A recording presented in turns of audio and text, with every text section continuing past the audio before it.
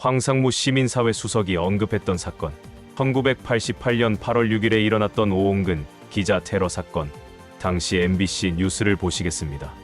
8월 30일 화요일 밤 MBC 뉴스데스크입니다. 국방부는 오늘 중앙경제 오홍근 사회부장 비습 사건 수사 결과 발표를 통해서 관련된 현역 군인 7명을 구속하고 노태우 정권은 이들 모두를 기소유예로 풀어주었습니다.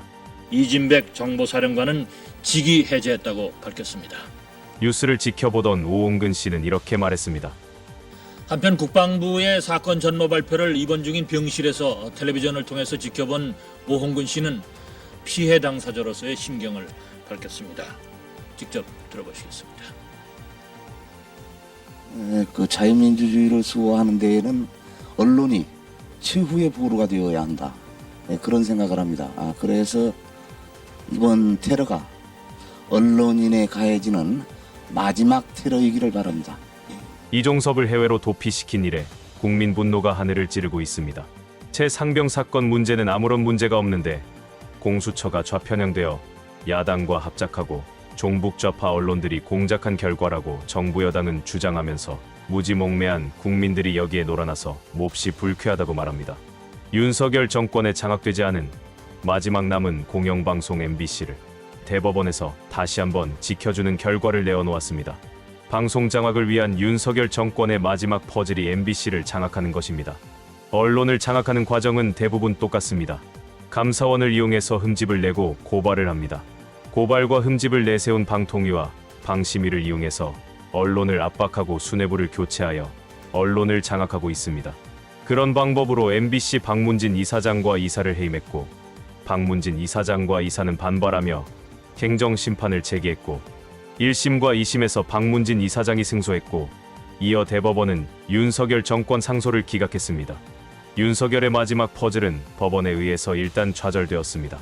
법원이 건강할 때 민주주의가 지켜질 수 있는 모습, 우리가 그것을 확인할 수 있는 결과가 나왔습니다. 대법원의 판결을 환영합니다. 다시 대통령실 시민사회 수석 황상무 뉴스입니다. 풀리기는커녕 꼬여가기만 하는 상황에 초조해진 탓일까요? 아니면 실제 그런 성정을 가진 사람들이 정권을 잡은 것일까요? 이종섭 도피 사건으로 분노한 국민 정서에 대통령실이 기름을 붓고 있습니다. 진심이 아니라면 이렇게 침묵할 이유가 없는데 침묵한다는 건 실제 그런 의향이 있거나 준비하고 있음을 말해주는 건 아닌지 우려가 됩니다. 직접 협박당한 당사자인 MBC는 움츠러드는 대신에 다른 목소리를 내보내며 대통령실 사회수석의 사퇴를 촉구했고 대통령의 사과를 요구했습니다. 여러분 안녕하십니까? MBC는 잘 들으라며 이른바 황상무 시민사회수석의 발언. 대통령실은 입장을 묻는 질문에 하루 종일 아무런 답을 내놓지 않았습니다. 문제가 없는데 웬 호들갑이냐, 그런 태도입니다. 파문은 커지고 있습니다. 시민사회와 야권은 한 목소리로 언론에 대한 협박이라며 황상무 수석의 사퇴, 더 나아가 대통령이 그를 해임해야 한다고 촉구했습니다. 참여연대와 민변 등 90여 개 시민단체가 모인 언론장악 저지 공동행동은 대통령실 앞에서 긴급 기자회견을 열고 황 수석의 해임을 촉구했습니다. 윤석열은 황상무가 자진 사퇴하지 않는 한 그를 해임하지 않을 것입니다. 그동안의 국정기조를 보면 그렇습니다. 여론의 요구에 자신이 따라가면 국민에 패배하는 것이고 자신은 행정조직이 아니라 국민 자체를 통치하는 존엄이라 생각하기 때문입니다. 황상무의 입에서 튀어나온 이 끔찍한 협박은 바로 대한민국이 독재화하고 있다는. 한국기자협회는 물론 방송기자연합회와 PD연합회 등도 일제히 MBC를 넘어 언론계 전체에 대한 협박이라고 규탄했습니다. 황상무의 발언은 우발적 발언이 아닙니다. 의도적으로 분명하게 언론계 전체에 대해서 협박한 것입니다. 언론에만 국한된 발언도 아닙니다.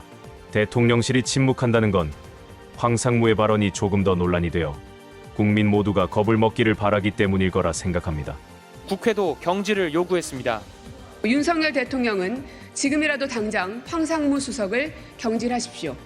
시민 협박 수석 황상무는 당장 사퇴하십시오. 대통령실은 아무 입장을 내지 않았고 황상무 수석 또한 발언의 경위와 비판에 대한 입장을 묻는 질문에 답을 하지 않았습니다. 황상무 시민사회 수석의 이번 발언은 윤석열 정부가 비판적인 목소리를 어떻게 받아들이고 또 대응하는지 그 단면을 드러낸 것으로 보입니다. 매우 위태로운 방식이고 그래서 많이 걱정스럽습니다. 매우 위태로운 방식이고 그래서 많이 걱정스럽다는 앵커의 발언에 깊이 공감합니다. 대가리 속에 그런 사고가 없다면 나올 수 없는 발언이기 때문입니다. 황상무는 사건이 왜 일어났는지에 대해서 구체적으로 표현했습니다. 황 수석은 이른바 회칼 테러 사건을 말하면서 정부의 비판적인 논조로 기사를 썼던 게 문제가 됐다고 했습니다. 정부의 비판적인 기사를 써서 문제가 되었다. 이렇게 말하면서 문제가 되지 않으려면 어떻게 해야 하는지 생각해 보라는 것입니다. 그리고 보여지는 모습만 바뀌었을 뿐 이미 일어나고 있는 일입니다. 윤석열이 집권한 2년 동안을 빗대어서 보면 검찰과 경찰 감사원을 이용한 고소 고발, 전방위적인 엄청난 압수수색, 예외 없이 청구되는 구속영장과 집행되는 기소까지 비판하는 모든 사회 구성원과 조직들은 이미 혹독하게 당하고 있습니다. 파렴치한 정적 제거에 공권력을 사용할 때 비판하지 못하고 동조했던 언론들의 행태가 자정 능력을 완전히 상실한 끔찍한 괴물 정권을 만들고 키워버린 것입니다. 시민사회 수석은 MBC 잘 들어라는 말로 36년 전 테러 사건을 언급했습니다. 지금 정부에선 입틀막이라는 용어가 풍자처럼 쓰이고 있습니다. 입을 틀어 막다는 뜻의 이 표현은 반대 의견과 비판적 의견에 대한 지금 정부의 대응으로 대표되고 있습니다. 비판하면 대통령 전용기에 탑승하지 못합니다. 대통령 전용기에 MBC 취재진은 태울 수 없다는 방침을 내린 데 이어 김건희 이름 뒤에는 이유여아를 막론하고 반드시 여사라는 호칭을 붙여야 합니다. 대통령 배우자 이름 뒤에는 여사라는 호칭을 붙이라는 지침과도 같은 권고를 방송사에 내렸습니다. 한동훈은 김건희라는 이름을 감히 부르지도 못하고 도이치 특검이라는 해괴한 말을 지어내기도 했습니다. 본인이 호위무사가 아니라면 김건희 특검에 대해서 명확한 자기 입장을 밝히시기 바랍니다. 한동훈은 단 한 번도 명확히 밝히지 않았는데 기자가 물을 때마다 예전에 충분히 밝혔다면서 추가 질문 자체를 허용하지 않습니다. 이재명 대표에게 집요하게 질문하던 기자들은 한동훈의 인상이 구겨지면 입을 닫아버립니다. 기자들이 스스로 입틀막을 하고 있습니다. 별것도 아닌 놈을 그렇게 띄운 것도 기자들이고 협박을 받는 것도 기자들이니 참으로 아이러니합니다. 대통령실은 공수처를 정조준했습니다. 호주 대사로 임명된 이종섭 전 장관에 대한 의혹과 관련해 대통령실은 해명이 아니라 공수처 수사 상황이 언론에 유출되고 있다는 데 초점을 맞추고 이에 대한 수사를 주장하고 있습니다.